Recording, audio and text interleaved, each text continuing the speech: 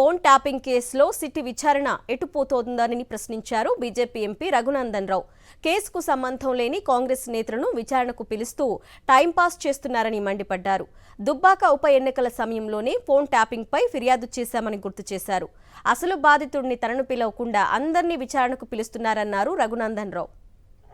దుబ్బాక ఉప ఎన్నికల్లో పైసలు పట్టుకున్నామని చెప్పి నా కుటుంబ సభ్యుల్ని, సంబంధం లేని వ్యక్తుల్ని టెలిఫోన్లు ఎన్నుకుంటూ హరాస్ చేసిరని రఘునందన్ రావు అప్పుడున్నటువంటి డీజీపీకి 10 సార్లు కంప్లైంట్ ఇచ్చిండు. ఎన్నికలు అప్పుడు ఇచ్చిండు, ఎన్నికలు అయిపోయినాక ఇచ్చిండు, ఎమ్మెల్యేగా గెలిచిన తర్వాత కూడా వచ్చి అప్పుడున్నటువంటి డీజీపీకి ఇచ్చిండు ఉత్తరం. ఆడమైన ఉత్తరాలు స్పెషల్ ఇన్వెస్టిగేషన్ టీంకి చేరతలేవా? అప్పుడున్నటువంటి డీజీలు గారా చీఫ్ సెక్రటరీ గారిని పిలిచిర్రు, స్పెషల్ సెక్రటరీ గారిని పిలిచిర్రు. ప్రభుత్వం చెప్తే చేసినాం, ప్రభాకర్ రావుని పట్టుకొచ్చినాక అందరినీ పట్టుకొస్తాం. ఇంకెన్ని రోజులు జరుగుతారు మీరు?